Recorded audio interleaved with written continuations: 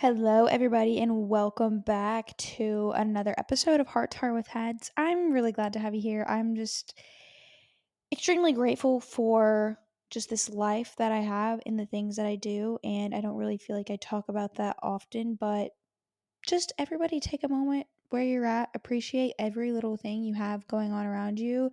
My three gratitudes for today are being able to work from home, being able to have something that I genuinely love to do every single day in my life. And once you can start to appreciate the gratitude for the little things, your life feels so much more fulfilling. Third thing I'm grateful for is just my mindset around everything I do. Brock told me today, or I yeah, it was last night. I was like, I was looking at him. We were just cuddling, and I was like, I wish I had your eyelashes. And he said, I wish I had your mindset. And I was like, oh, that made me so sad. So I don't know, just just food for thought. But today, I want to talk about how to tell if your workouts are hurting your hormones. So first thing we should talk about is what are some things that you may notice whenever your hormones are not doing well, and that is poor sleep, low libido, no period, not recovering well, you're always sore. And so these are things that are symptoms or signs you should look for when it comes to your hormones. And so how you can really tell is if you're going to the gym, you're training hard, say you're going to the gym 3 times a week, you're training at, full intensity strength training, and your body's not recovering, and you can tell specifically in your sleep if you're waking up in the middle of the night, if you're waking up feeling not recovered, if you're having heart palpitations, your heart rate is elevated at night. And all of these things you can tell by just being super in tune with your body. But another thing too, if you use a trackable wearable device, which I highly recommend everyone wear something like that if you're really into your health and fitness. There's so many different options out there for you. There's the Whoop band, there's the Oura Ring.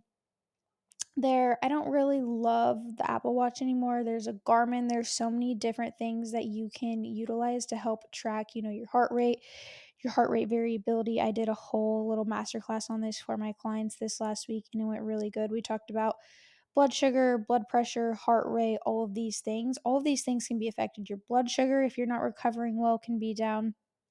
You can tell this could really be impacting your hormones as well. If your blood sugar is off, that can negatively affect your sex hormones in the sense of your body just not properly being able to utilize its energy, its fuel sources. So, um, these are just some things that you can kind of monitor to, make sure that things are going well. And I'll just kind of give you a breakdown on like if your heart rate is over, say, 60 beats per minute at night, then you can tell your body's not properly recovering.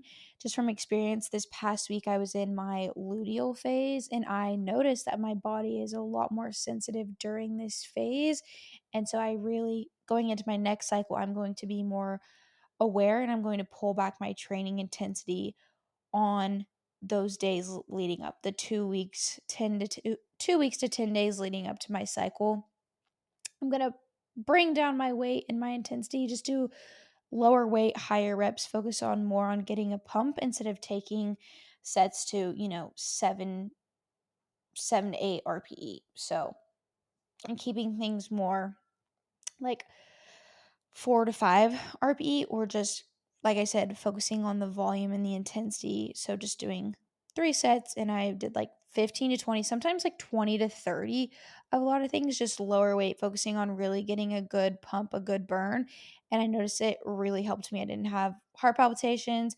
I felt a lot more calm and cool. And then I also incorporated some chaseberry, which this is more for like if you're in that luteal phase and you have those symptoms in your luteal phase, this is what I would do. Not necessarily in general, but whenever you're in luteal phase, if you're following, your menstrual cycle, being in tune with that. quote unquote cycle cycling. I think cycle cycling should just come down to the individual and how you're feeling. Not everybody is affected as much in their luteal phase or whenever they start their period, whatever. Honestly, I feel better once I start my period because my estrogen is starting to rise up. And so then I can increase my training intensity back up during those, like, that week of starting my period and that week after that. And then a couple days after. And then, like going back into that luteal phase of cycle syncing, I can bring my intensity back down a little bit. So those are just some things that you can do as far as when it's kind of going around your menstrual cycle. So, like I mentioned, symptoms that are tied to the overtraining is not sleeping well. Another big one too is not having a big appetite. We want to be hungry before every meal, right? And if you're feeling like you're not hungry, this could be your body sign of like, okay, we're overstressed, we need to pull back. And so that's when you do, some sort of deload style of training. Or if you're doing a lot of hit workouts, take those out completely, I'd say. If you feel like you're not recovering, if you're experiencing, you're not getting stronger in the gym, this one's huge too. If you feel like you've hit a plateau, if you're just tired, low energy all the time, even after your lift, if you're not, you shouldn't feel so wiped out after your lift. That means that you overdid it. And I used to be someone that, oh, like, it doesn't affect me, it's fine, but after a while my body started to pick up and she was like, you actually cannot train like this anymore. So not taking every single thing till failure if your body cannot handle that, and you'll know it cannot handle that because you will have heart palpitations. Like I said, you're not going to be able to sleep well at night. Your period may go missing. Mine definitely went missing. And you're just going to overall feel terrible. That brain fog, the low appetite, just all of these little things, you can tell that training's hurting you. Even if you're training for like endurance training, like marathon, if you're experiencing any of these things, you need to pull back. You need to take a good long break.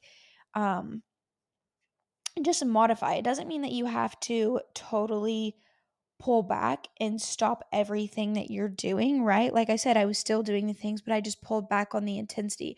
Or even if you're doing a lot of endurance training and you're like, my body's just not recovering well from this, just you can do your same, mileage. You can do the same thing, just walking or maybe cycling, riding bike, just bringing your heart rate levels down a notch so that your body has some time to recover from the stress that you're putting on it.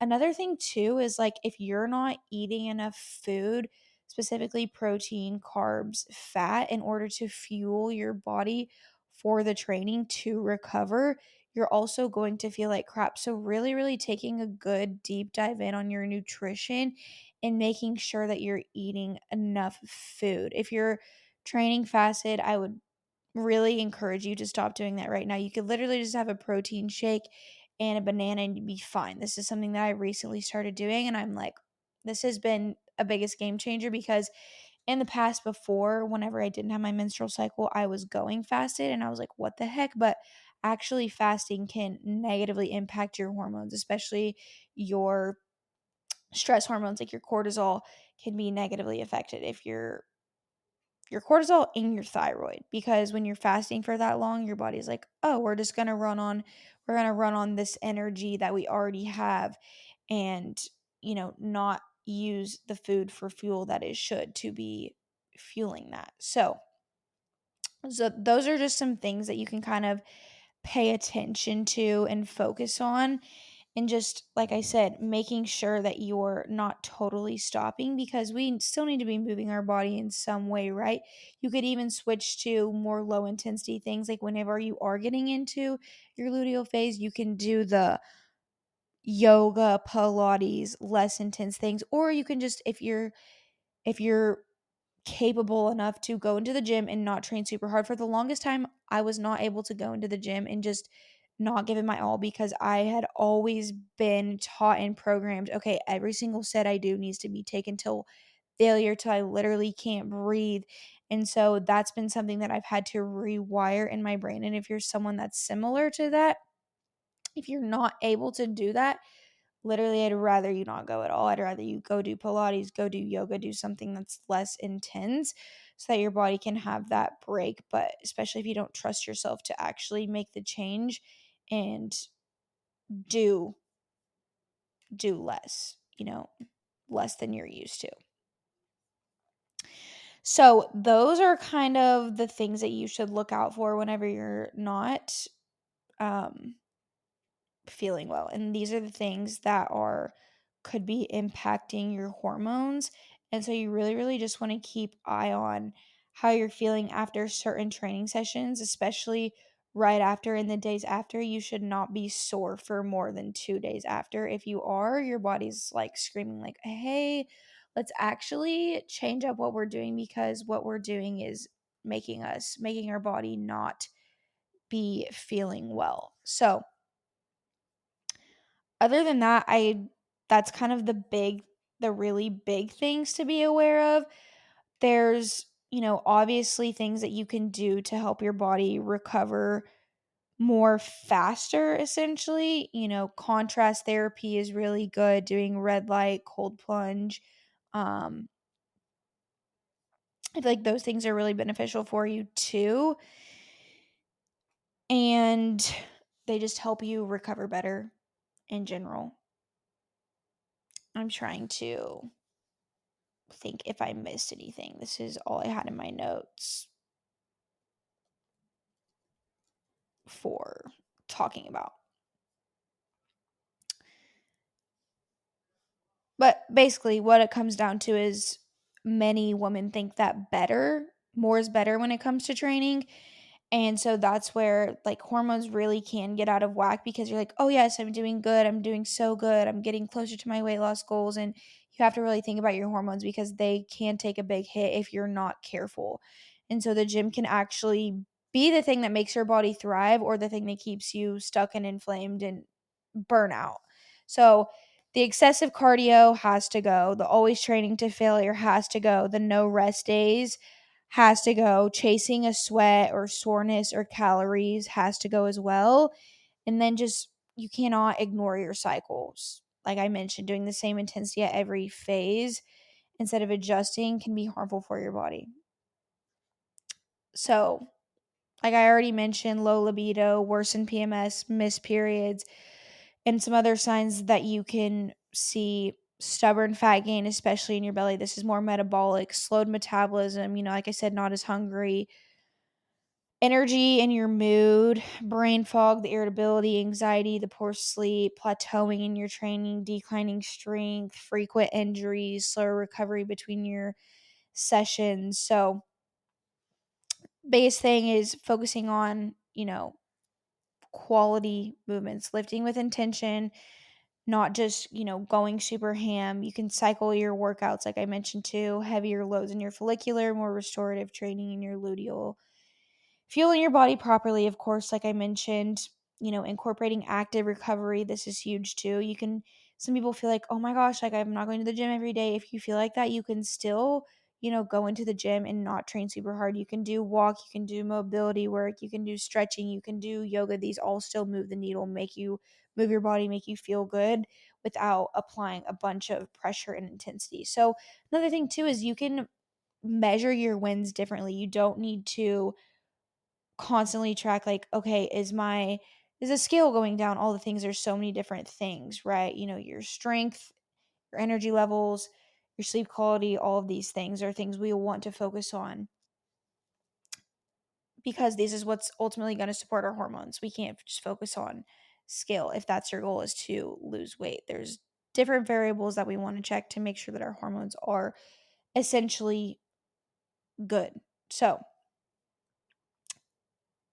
all that to say, if your workouts are leaving you drained, your body just needs to chill out. It's sending you signal. You're not quote unquote broken. I hear this a lot, but you're not broken. You can fix it. It's just gonna come with a little bit more strategy than you may be used to. So just learn how to train in a way that supports your body, so that you can build strength over time, and then you're not constantly hitting these burnout and plateaus. So the cycle syncing is huge, but also just being super, super aware in your body and not ignoring things. I think that's the biggest thing, is women think they can just ignore things and push past them because they seem normal.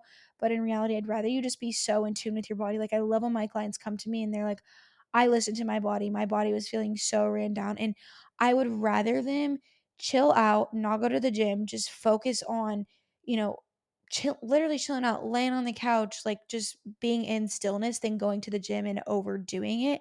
There's a difference between not being motivated and just overall generally you can feel it in your bones whenever you don't feel good. And I love that I'm teaching women to be super in tune with their bodies because not all women have that. And so all that to say, just learn to train in a way that supports your body so that you can actually balance your hormones and it can be a sustainable thing. Like fitness should be sustainable and it shouldn't burn you out to the freaking gills, make you feel like crap all the time and grill your hormones because I've been there. And I want to make sure that women are equipped with the knowledge and the tools that they need to make sure that it doesn't happen to them. So, I hope you guys enjoyed this quick little episode, but I just wanted to share with you because last week I had entered my luteal and I was feeling really, really bad. And I was like, okay, what's going on? And I was like, oh, I got to pull back my training intensity a little bit. Still go to the gym, still get a good pump, but just scale it back on the training because your body only knows stress is one thing. And if you're putting on stress from, work, the stress that your body's feeling because it's about to start your period, the gym, all these things can play a part even if you don't think they do, they actually do. So, hope you guys enjoyed this episode. Share it, review it. All the support means all the world to me because it's if I can just help one singular woman change her outlook on her health and make a difference, make a change, then that's literally all I could ever want and ask because at the end of the day, I'm here to help women find and heal their root cause of their hormone and gut imbalances so that they can look and feel the way they want to and have the sustained energy and unfuckwithable energy, I should say, and a snatched freaking waist and a big ol' ass. Anyways, hope you guys enjoyed it, and I'll see you on the next episode. Bye.